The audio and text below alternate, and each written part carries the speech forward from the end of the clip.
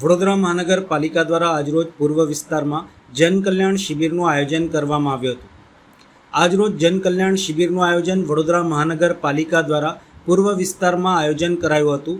આ જનકલ્યાણ શિબિરમાં લાભાર્થીઓને મળતી યોજનાઓ જેમ કે આયુષ્યમાન ભારત યોજના, આયુષ્યમાન વય વંદના યોજના, નમોશ્રી યોજના, PMJAY, લખપતિ દીદી યોજના, PM સ્વનિધિ યોજના, ફ્રી સીટ કાર્ડ, શાળા કોલેજ પ્રવેશ, રાષ્ટ્રીય વૃદ્ધ પેન્શન યોજના, નિરાધાર વૃદ્ધ અને દિવ્યાંગોને આર્થિક સહાય યોજના, રાષ્ટ્રીય કુટુંબ સહાય યોજના, ગંગા સ્વરૂપ આર્થિક સહાય યોજના, મુખ્યમંત્રી લક્ષ્મી યોજના તેમજ સરસ્વતી યોજના જેવી લાભાર્થીઓને જનકલ્યાણ શિબિર મારફતે લાભ મળતા હોય છે.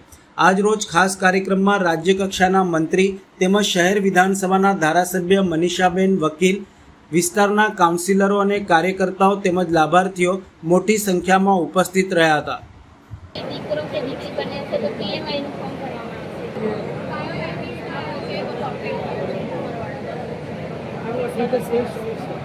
આજે શહેર વિધાનસભા ખાતે અલગ અલગ યોજનાઓના લાભ મળી શકે એના માટેનું કેમ્પનું આયોજન કરવામાં આવ્યું છે વડોદરા મહાનગર દ્વારા. આપણા દેશના વડાપ્રધાન શ્રી નરેન્દ્રભાઈ મોદીજીના 12 વર્ષ પૂર્ણ થયા છે. એ નિમિત્તે વિભિન્ન કાર્યક્રમો આખા દેશમાં યોજાઈ રહ્યા છે.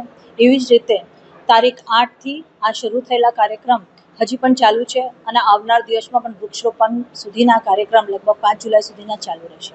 પણ આ જે કેમ્પ છે ખાસ કરીને ગરીબ વર્ગના, મધ્યમ વર્ગના લોકોને લાભ મળી શકે, સરકારની જે યોજનાઓ છે એ યોજનાઓ લોકો સુધી કેવી રીતે પહોંચી શકે એના માટે સરકાર આપના દ્વારે એ રીતનું આ અભિયાન શરૂ કરવામાં આવેલું છે. દર વર્ષે લગભગ આ કેમ્પને આયોજન થતું હોય છે. દીકરીઓ હોય કે વિધવા સહાય યોજના માટેની જે લાભાર્થી વિધવા બહેનો હોય કે વૃદ્ધ પેન્શન યોજના હોય, આધાર કાર્ડ હોય કે આધાર કાર્ડનું અપડેશન, આભા કાર્ડ હોય, જેથી કરીને હેલ્થ જર્ની બાળકની 1 વર્ષનું થાય ત્યારથી લઈને ઉંમર એની થાય 80 કે 90 વર્ષ જે જીવિત રહે ત્યાં સુધીની આભા કાર્ડ જે નવી વસ્તુ કાર્ડ બનાવવામાં આવ્યું છે એની પણ આજે આ કેમ્પ દ્વારા લોકોને માહિતી આપવામાં આવી છે. ખૂબ મોટા પ્રમાણમાં આજે લોકો અહીંયા આવી રહ્યા છે અને આ વિભિન્ન યોજનાઓનો લાભ લે છે.